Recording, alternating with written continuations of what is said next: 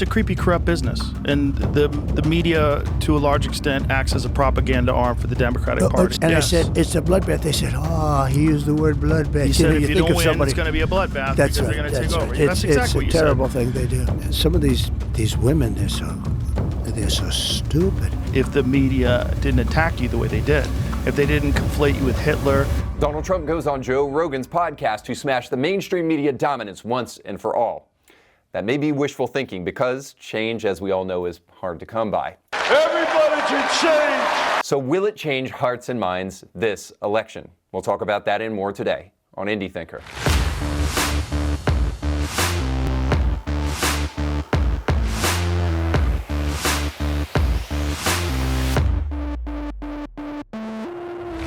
Welcome to the show. My name is Reed Huberman. I believe that our world is a better place when Christians are thinkers and thinkers are Christians. So we'll try to show how Christian ideas are the cure for what's going on in our world today in just a moment. Before we do that, I want to make sure that you know that our show today is sponsored by our friends over at Sailor Ridge. If you're looking for a fantastic vacation spot, you do not want to miss all of the great amenities that you can find at Sailor Ridge.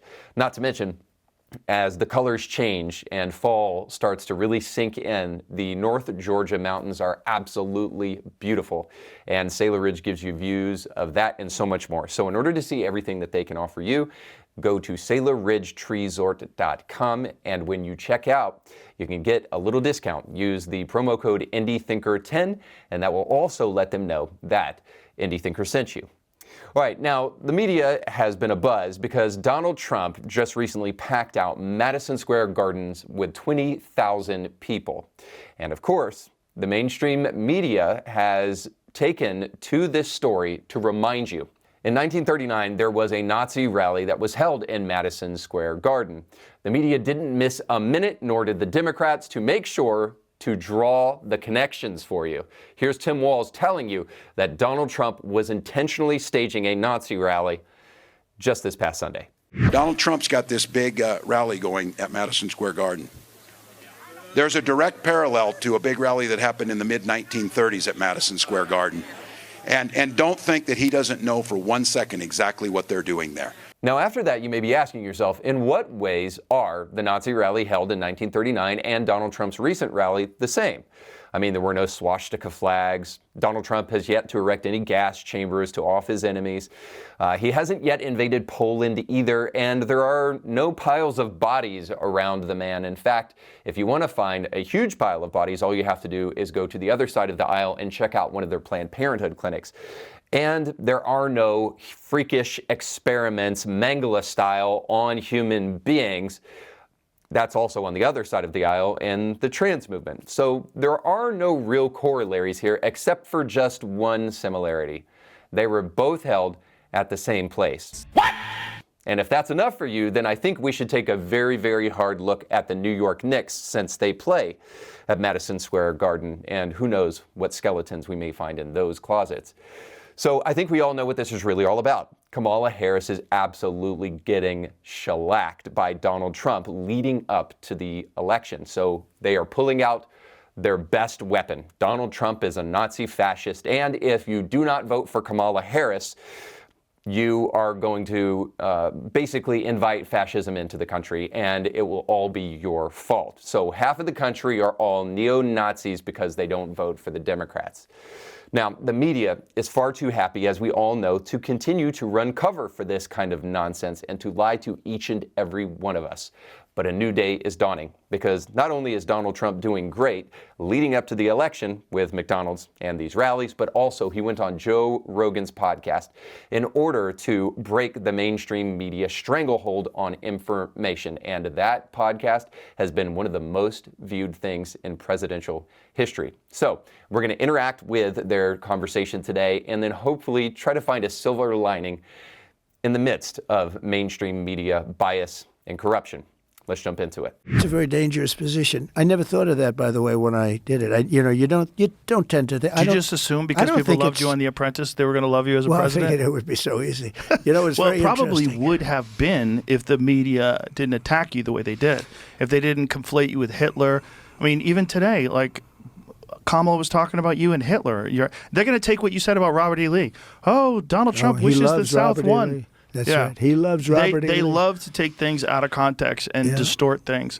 But they don't even have to take them out. They make them up entirely. Okay, They do make that, them. too. But it's interesting when you mentioned I was very popular, and all those people loved me. I mean, some of these women, they're so stupid, and Joy, she would every time she'd see me, I'd be in the theater or something, and she'd, you have to be on the show again. Come on, let's go. She loved you.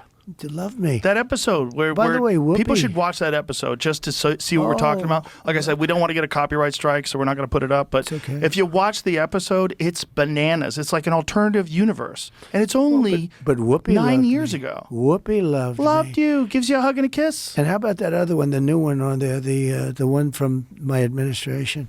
She writes me a letter. You're the greatest president. She leaves. She worked as an assistant press secretary. But she leaves and she writes me this gorgeous letter. What's her name? She was, I don't even know. She was in the administration. She's on now currently. Sits on the far right-hand side, whatever the hell her name is. And she writes a letter, the most beautiful letter. She's quoted in the paper. He was the greatest president, blah, blah, blah. Then all of a sudden she goes to the View. She started hitting the hell out of me. Because they won't hire her unless. I've had many people go on CNN and they call and said, I don't know what to do. They want to pay me a lot, but I have to be negative on you. I said, be negative. That's okay. There are guys on like CNN, they won't hire them. Sean Duffy is a congressman, and he retired. He got a good job with CNN, but he was only positive about Trump. So they kept him, but they would never put him on. I mean, I respect what he did. He could have gone, negative. I tell people, go negative. Let my friends make the money. Well, it's just so crooked. The press is so crooked. It's crooked, but it's also they're diminishing themselves. They're killing all their credibility, and it's opening up the credibility to new media. It's opening up the credibility to independent media. All these. The worst I've ever seen, though, and I've seen the worst. I mean, I've been a part of it. I've seen the worst. Kamala goes on 60 Minutes, gave an answer that a child wouldn't give. It was so bad. And 60 Minutes took the answer out. They took the whole, and they put another answer in. They edited it deceptively. Which didn't make sense either, but it was better. They took it wasn't editing. It was fraud. This was not editing. Editing is where I'll give an answer and they'll take a couple of words and change them around, or they might even take a sentence or two off, which is very bad. But it's sort of bad. I'd give an answer which was a very good answer. I always talk about, I like to give the weave. I like to. You like to weave things in. But when you do the weaves, and you have to be very smart to do weaves. When you do the weave, look at this. Just in this one thing, we're talking about little pieces all over here, but it always ends up. Home. No, it comes back home. For the right people. For the wrong people, it doesn't come back home, and they end up in the wilderness, right? but they can take my answer, and you know what? They may take a little piece of it out or something, and they use the term, "Yes, we wanted to save time." Well, it's not. But I've never heard. I think it's the biggest scandal in broadcast history, what happened to CBS. So you have CBS 60 Minutes. That's a news program. It's not an entertainment program. It's under their news. It's the head of their news thing. She gives an answer that shows that she's essentially incompetent. And they took the answer. Could you imagine them doing that for me? We can show it if you want people to see it. Can we show it? No? Sure. We get in trouble. We'll get copyright strike. Okay. Listen, anyone can find indemnify it. you. But it's drastic. But what was interesting was the other full version was available initially. It comes as no surprise to any of us that Kamala Harris has been getting nonstop favors from the mainstream media. And I know she is thanking whatever God she worships for that, because otherwise there wouldn't be a single person that would take her seriously. And Donald Trump has been getting nothing but nonstop negative coverage. So the real issue, as we all know, is that when we have a broken media, it leads to a broken country. This is what Thomas Jefferson said, that wherever the people are well informed, they can be trusted with their own government. In other words, for our constitutional republic to work, got it right, we have to have a media apparatus that also works to inform the people, but we no longer have that anymore. So what happens to a country that no longer has an operational media? Maybe a question is in order here that will help us really kind of understand how desperate times are. What is the difference between propaganda and media bias?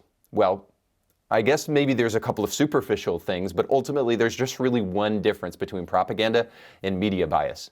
Media bias is unintentional, whereas propaganda is intentionally misguiding and misleading people. You know, kind of like intentionally editing an interview with a presidential candidate so that she doesn't sound like a complete goof. Kamala is so stupid. So the media isn't worthy of our trust right now. And the real problem with that is that it pushes us closer to a totalitarian state, to a state that is using propaganda against its own people. And media trust is at an all-time low right now. You can look at all the stats. Media trust is at an all-time low right now for the third consecutive year. More U.S. adults have no trust at all in the media. That's 36% of them.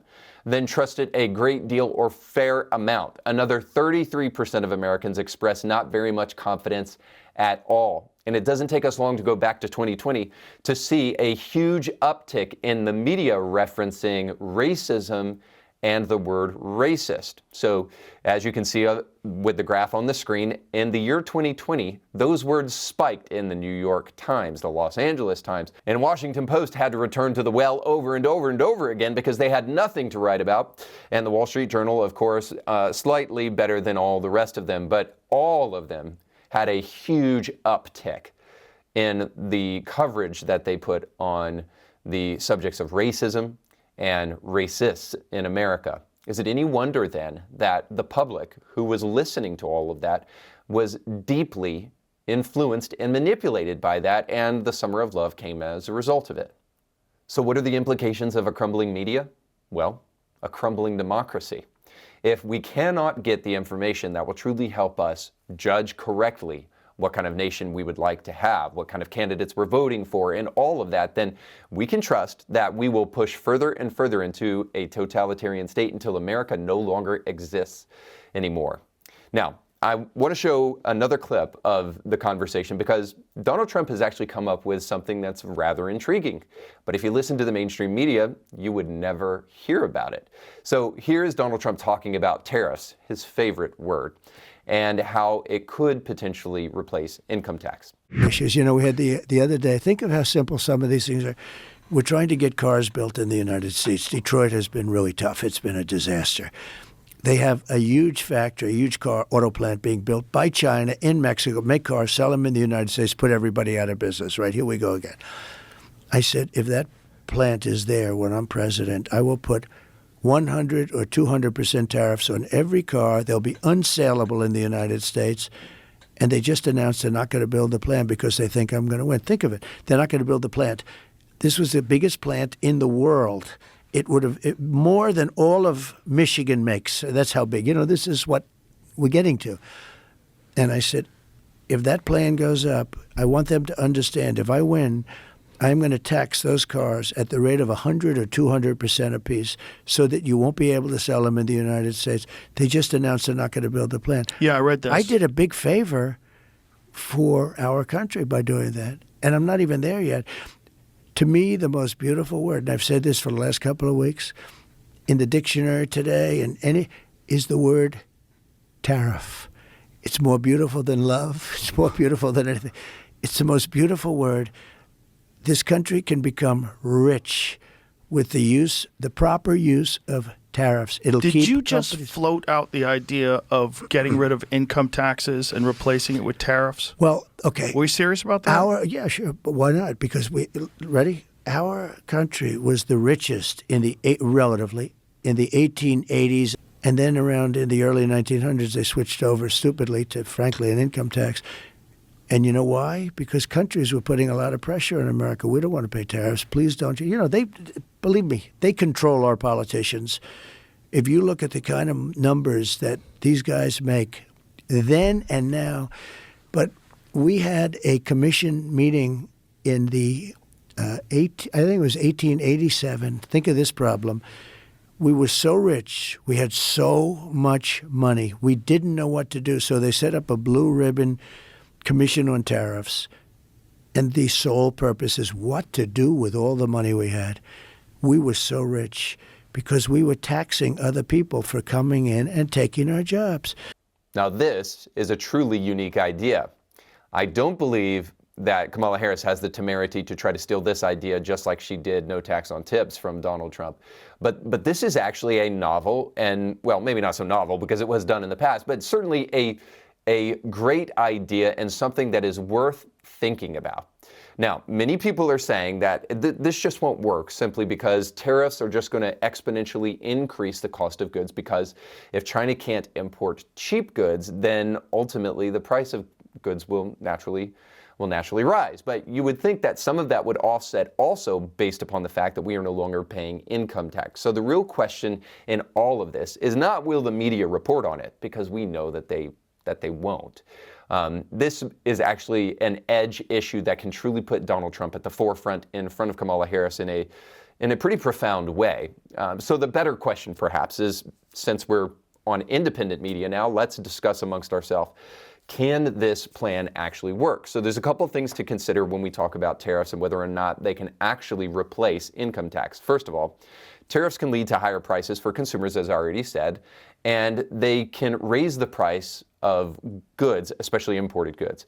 This could disproportionately affect lower income households, which spend a large portion of their income on those kind of goods.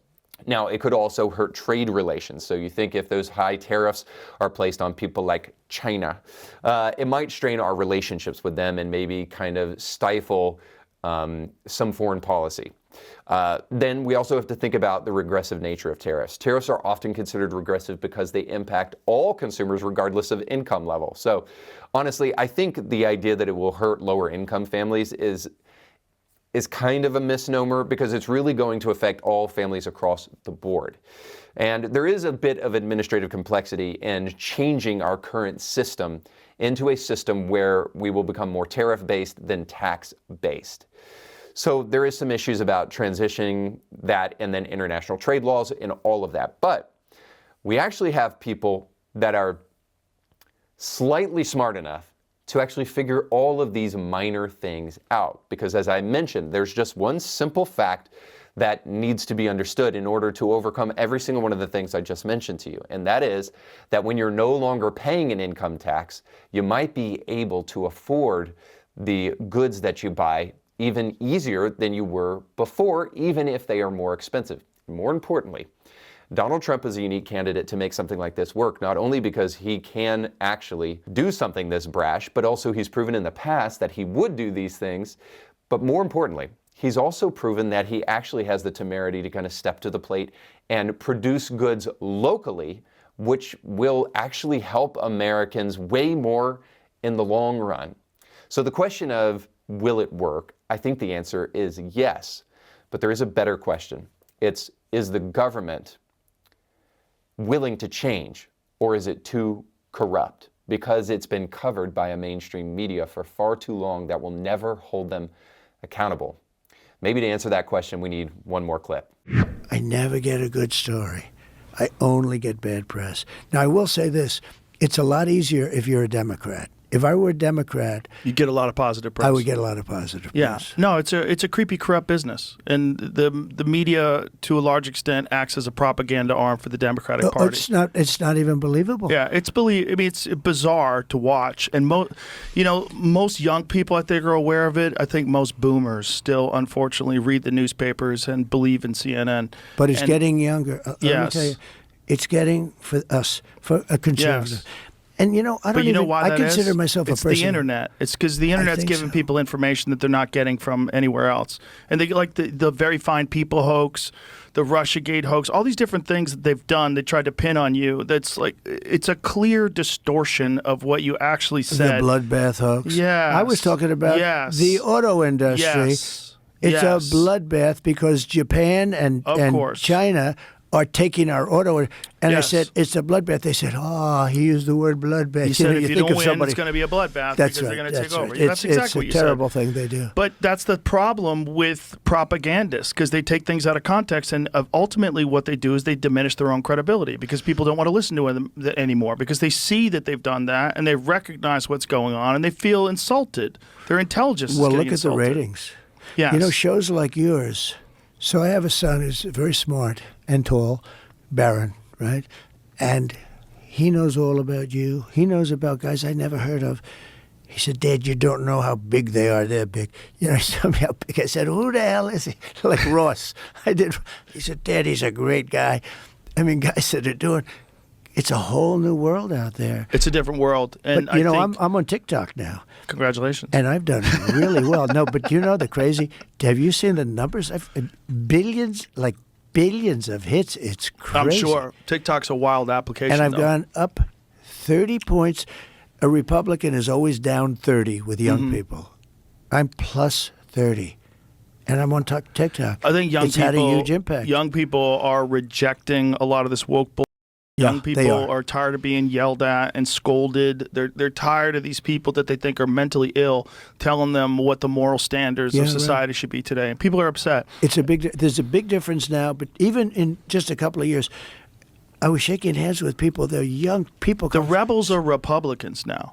They're like, you want to be I a never thought rebel, of it you that want way. I to be think punk you're right. rock, you want to buck the system. You're a conservative now. That's how crazy. And then the liberals are now pro silencing criticism. They're pro censorship online. They're talking about regulating free speech and they're regulating the First Amendment. It's bananas to watch. Joe, they come after their political opponent. Rogan, of course, is right here. The punk rock of today is no longer piercings and mohawks, or when I was a kid, skateboards and chain wallets and Janko jeans. No, it's not that. To really be a rebel today, well, you'd go to college, get a job, work hard actually, and not be a victim and cry about it. Then get married, then crazy, I know, have sex, then have kids, go to church, read the Bible, and live a traditional life. That's the real way to shake your fist at the system, to stick it to the man, to rage against the machine, to swim upstream, to go against the grain, to stand up and not sit down in a crowd, and more stupid cliches. You get the point. And the reason for that is because the media will not cover any of that with glowing coverage. In fact, they will decry that as Christian nationalist and a threat to democracy. But there is only one reason to do any of that stuff at the end of the day. Only one reason to believe in Jesus or to do what is right or to live by a moral code and to hold yourself to virtues found in Scripture. There's only one reason to do any of that. It's because it's true. That's because the truth is good in and of itself. And the media knows that there is one thing that is keeping you from really living for the kind of things that are true.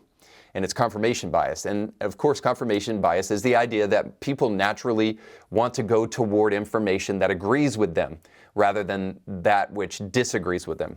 So for those who are willing to challenge their own beliefs, you'll find that there's a beautiful reward awaiting you on the other side of a journey towards intellectual honesty. The beliefs and views that you have that are founded upon truth will be galvanized and anchored even more than before. And the ideas that you hold dear to you, but that are not founded on truth, will be obliterated and you'll be better for it. Unfortunately, MSNBC and CNN, among other places, they don't want you on that journey. And they know that it works in their favor to try to keep you away from that journey because that journey is actually hard. And it causes you to think critically, and most people just want to be told what to think.